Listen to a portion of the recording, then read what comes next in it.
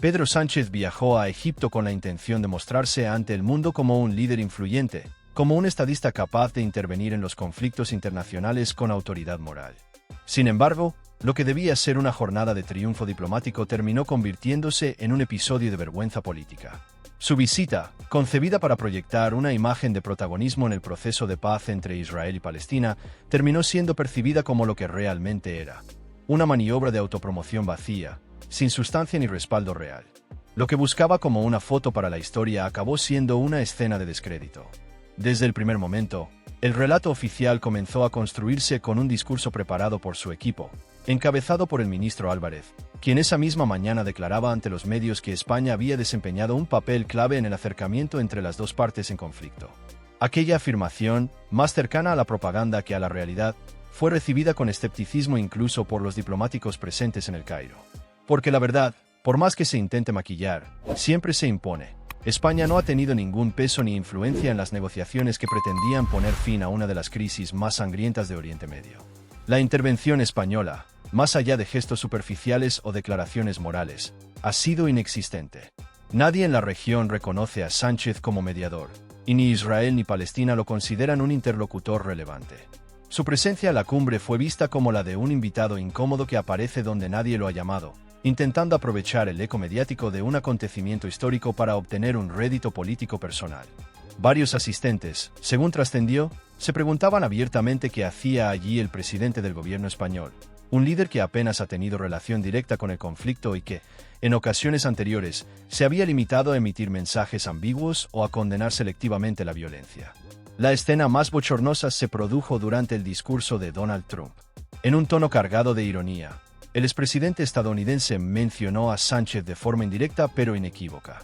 Mientras buscaba su rostro entre los asistentes, lo interpeló públicamente sobre el compromiso económico de España con la OTAN, preguntándole cuándo pensaba ajustar la contribución que su gobierno sigue sin cumplir. Aquella alusión, acompañada de un gesto que mezclaba reproche y sorna, dejó helada la sala. Lo que debía ser un acto de unidad internacional se convirtió, para Sánchez, en un recordatorio de su falta de credibilidad ante los grandes líderes mundiales. Pero el golpe más duro no vino de fuera, sino de una organización española. La COM, dedicada a fomentar las relaciones entre España e Israel, emitió un comunicado a través de sus redes denunciando la presencia de Sánchez en la cumbre. Lo calificaron de miserable y señalaron que su asistencia era una impostura diplomática. El señor Sánchez, decían, acude a la firma de un acuerdo de paz en el que no ha participado en modo alguno, ni moral ni políticamente. Llega para hacerse la foto, para ocupar un lugar que no le pertenece, igual que quien se cuela en una boda ajena y luego presume de ser el padrino. El texto concluía con una serie de preguntas demoledoras. ¿Cuál es su mérito para estar allí? ¿Qué papel ha desempeñado España bajo su gobierno? ¿El de mediador? No. ¿El de defensor de la paz? Tampoco.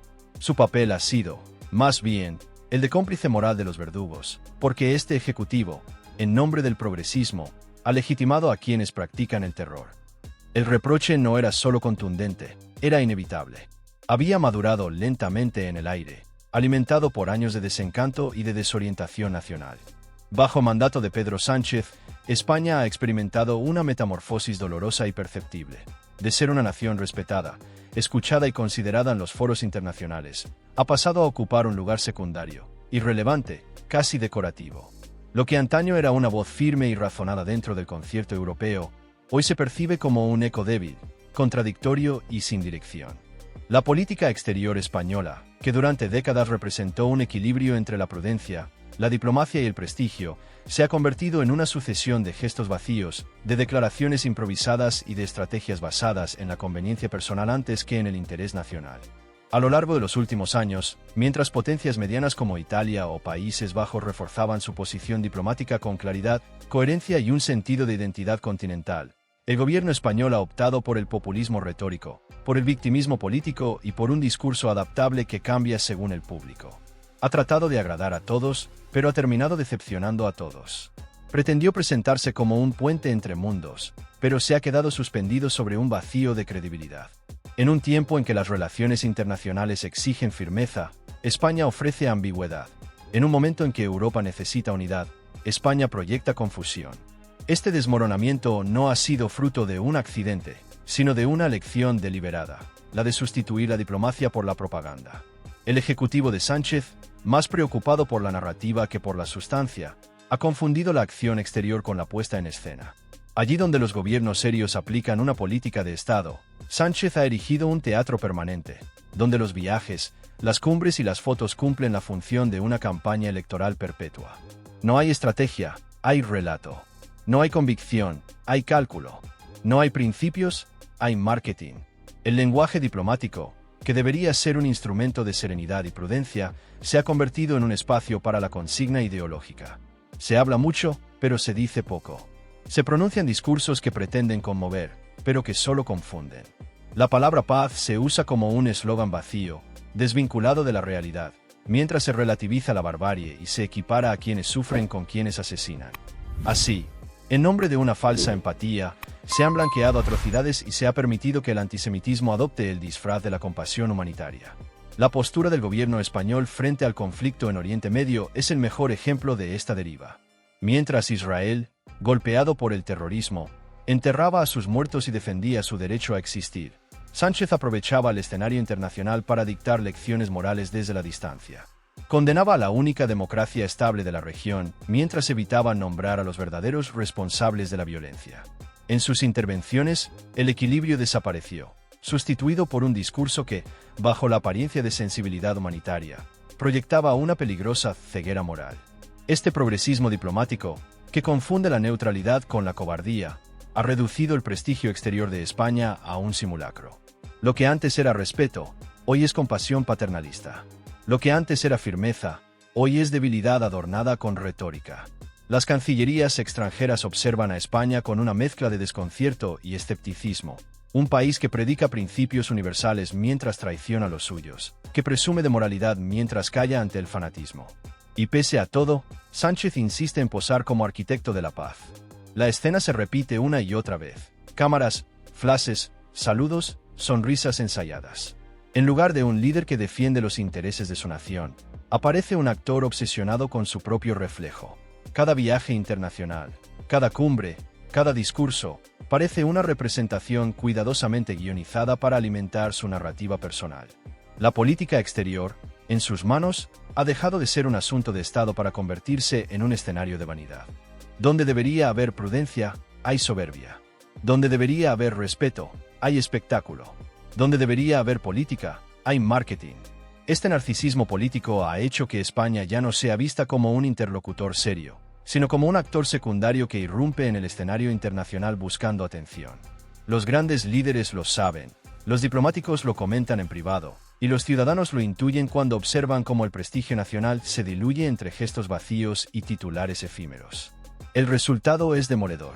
España se ve representada por un dirigente que confunde liderazgo con protagonismo, responsabilidad con popularidad. Sánchez no busca acuerdos ni alianzas, busca titulares. No construye puentes, construye relatos. Su política exterior es un espejo que solo devuelve su propia imagen, no la de un país que necesita ser escuchado. Y cada vez que habla fuera de nuestras fronteras, España pierde un poco más de autoridad, de respeto, de peso real. Los aliados desconfían, los adversarios se aprovechan, y la ciudadanía observa impotente cómo el país que durante años fue un referente de moderación, equilibrio y coherencia se ha convertido en un símbolo de improvisación. España ya no marca el rumbo, lo sigue. Ya no inspira confianza, provoca compasión. Y todo ello es el reflejo directo de un gobierno que ha confundido el idealismo con la irresponsabilidad y la diplomacia con el teatro. Porque la diplomacia no se construye con discursos ni con poses. Se construye con coherencia, con paciencia, con principios sólidos que resistan los vientos del oportunismo. Se construye con la verdad, incluso cuando resulta incómoda, y con la firmeza moral que distingue a los líderes de los actores. La paz, la verdadera paz, no se fabrica con fotos ni se proclama en ruedas de prensa. Se sostiene con decisiones, con sacrificios, con integridad. España merece algo muy distinto. Merece una voz internacional que defienda sus valores y no que los utilice como mercancía política. Merece un liderazgo que entienda que la paz no es rendición y que la diplomacia no consiste en buscar aplausos, sino en defender convicciones. Merece dignidad, no impostura, autenticidad, no simulación. Y mientras Sánchez continúa viajando por el mundo, buscando redenciones imposibles y fotos que maquillen su desgaste interno, el país necesita lo contrario. Un líder que no tema decir la verdad, aunque duela.